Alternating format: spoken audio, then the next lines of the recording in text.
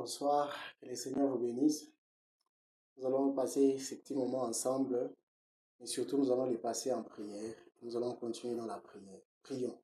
Seigneur éternel, merci, merci, merci ce soir. Merci pour ton amour et ta grâce. Merci pour ta faveur et ta miséricorde sur nous. Toi, le Père des esprits de toutes tes chairs, nous te célébrons, Seigneur, pour la vie. Tu nous as aimés le premier et nous en sommes conscients. Béni soit ton nom pour l'éternité, au nom de Jésus.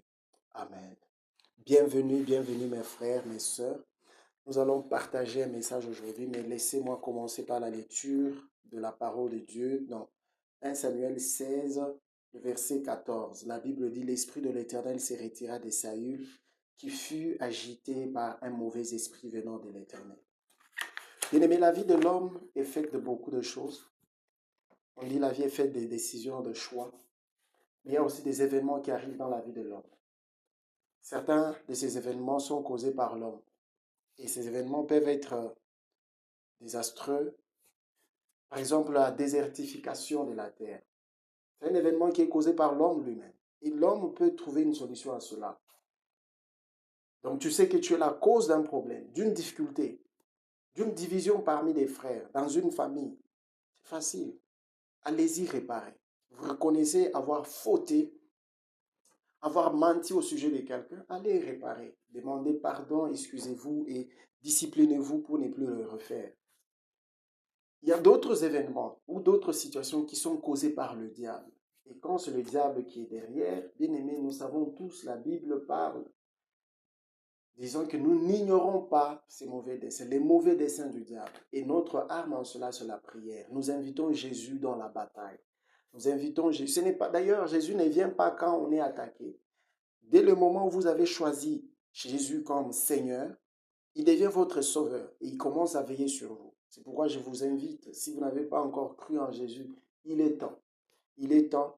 Les attaques du diable ne sont pas... Vous n'allez pas recevoir des alertes. Ça ne vient pas avec alerte, mais vous serez subitement attaqué. Vous ne savez même pas déjà où vous êtes, si vous êtes sous attaque ou pas. Donc, il est important d'appartenir à Christ. Il est le bon berger, le vrai berger. Alors, lorsque le diable nous attaque, lorsque le diable crée des situations, nous avons un défenseur. Nous avons le Dieu Tout-Puissant qui vient au secours et qui arrange les choses.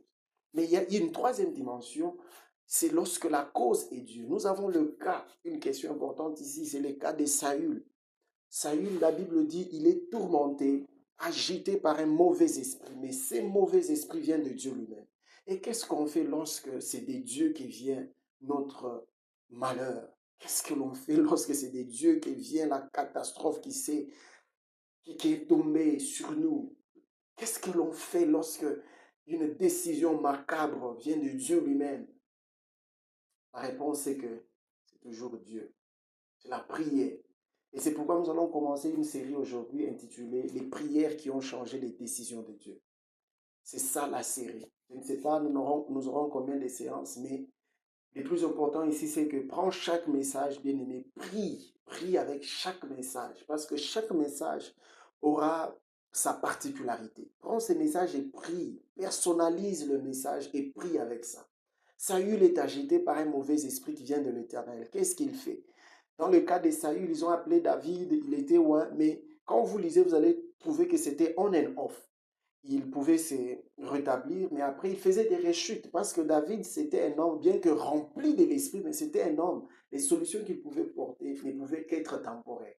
Alors, comment trouver des solutions permanentes, durables?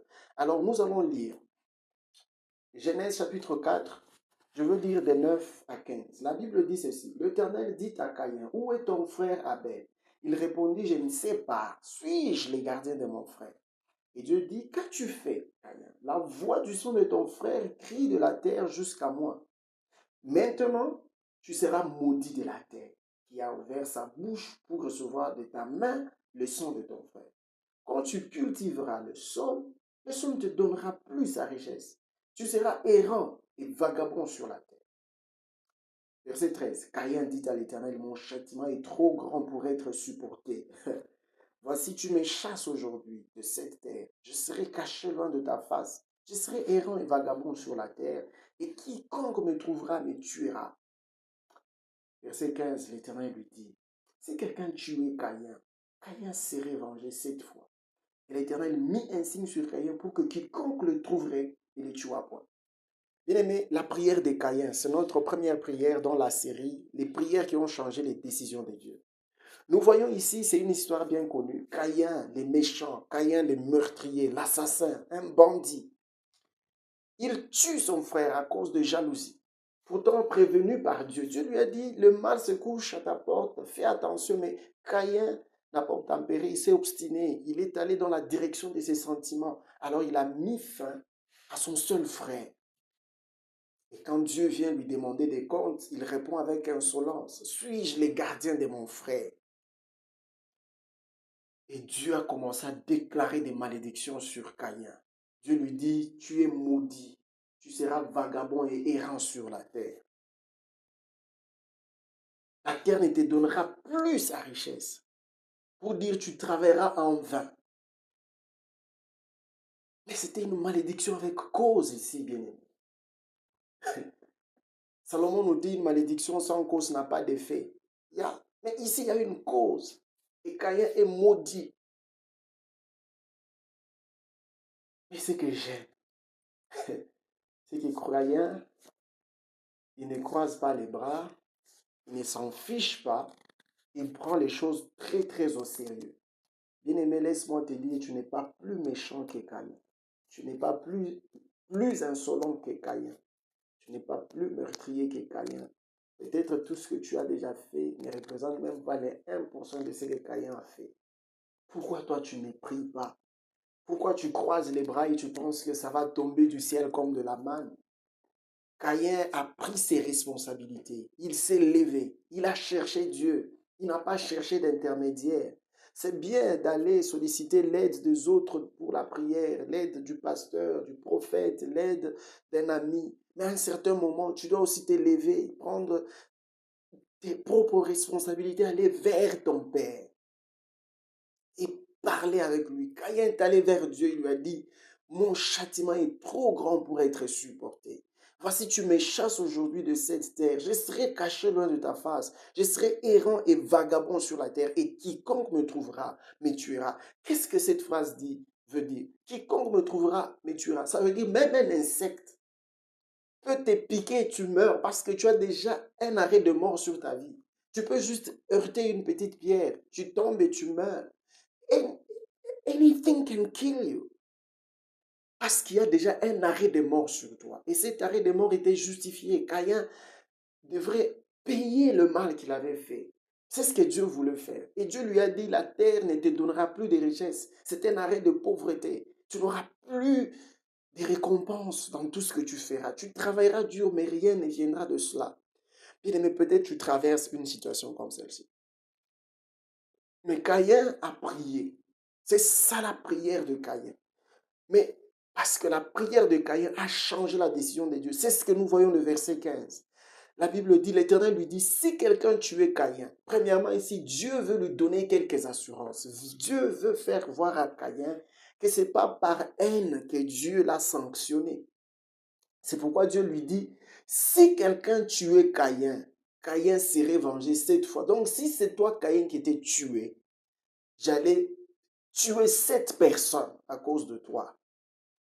Pour montrer à Caïn que c'était pas out of hatred. C'était pas parce que Dieu n'aimait pas Caïn. C'était pas parce que Dieu avait de la haine contre lui. Mais Dieu les sanctionnait à cause de ce qu'il venait de faire. Et puis Dieu continue, il dit, la Bible dit, Dieu mit un signe sur Caïn afin que quiconque le trouverait ne le tuât point. Voilà. La vie de Caïn vient d'être maintenant épargnée, protégée et même préservée parce qu'il a prié. Bien-aimé, ton foyer est en danger. Ton mariage est en danger. Ta famille est en danger. Quel que soit ce qui a causé cela, c'est peut-être un mal qui a été fait. Mais pourquoi tu croises le bras? Pourquoi te considères-tu être le plus méchant de la terre? Caïn a prié, il est le premier meurtrier. Il a prié et Dieu l'a exaucé. Il a prié et Dieu a changé sa décision en sa faveur.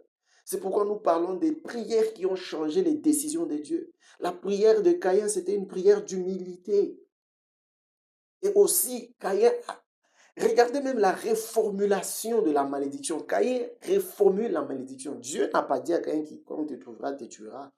Mais Caïn a déduit, partant de la malédiction que Dieu a libérée sur lui, il a déduit la conséquence ultime de cette malédiction, ce sera la mort.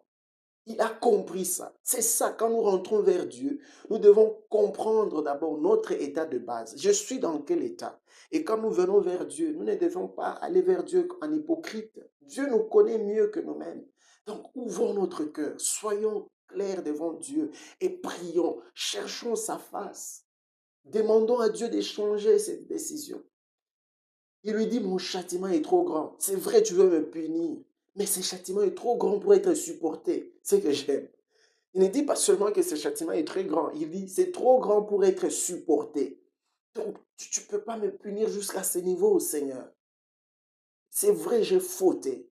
C'est vrai, j'ai mal fait. C'est vrai, j'ai divisé cette famille, ce couple. C'est vrai, j'ai détourné. C'est vrai, j'ai fait blablabla. Bla, bla. Mais ce châtiment que tu m'infliges est dur à être supporté parce que je ne veux pas être perdu. Je veux rester avec toi. Je veux continuer à être ton fils. Je veux continuer à être une brebis de ton pâturage. Reviens de ta colère.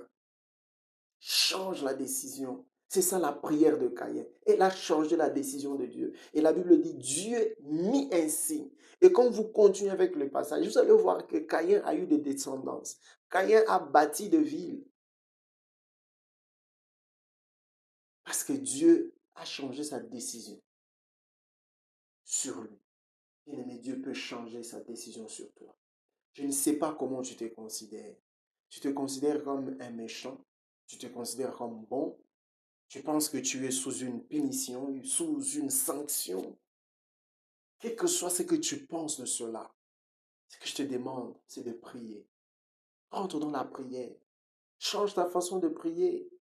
Humilie-toi devant Dieu. Sois sincère, sois ouvert et prie. Après avoir prié, ce que tu as encore à faire, c'est de prier. Bien sûr, il y a d'autres responsabilités en tant qu'homme qu'on doit faire.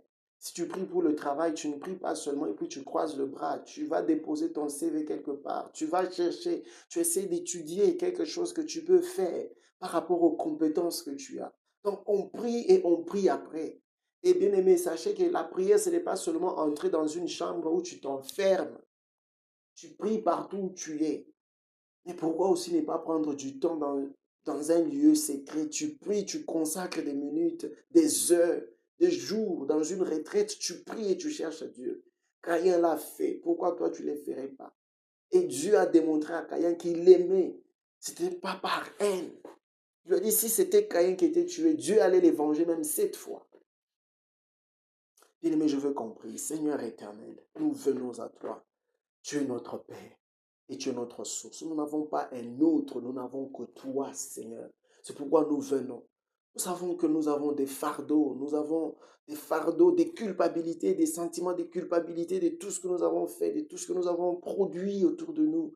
Mais Seigneur, nous refusons de nous laisser avoir par cela. Nous refusons de nous laisser avoir par la culpabilité. Seigneur, nous venons vers toi et nous prions pour le relèvement, pour la guérison, pour le changement des décisions. Change les décisions que tu as prises contre moi. Change ces décisions. Seigneur, ces châtiments que tu nous as infligés, c'est vrai.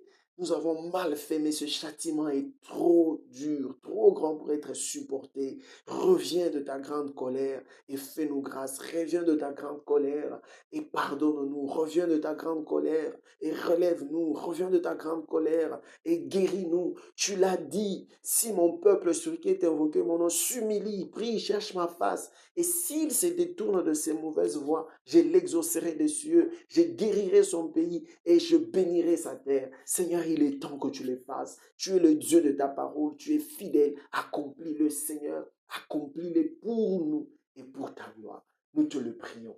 Au nom de Jésus-Christ, nous avons prié et nous allons continuer à prier. Amen.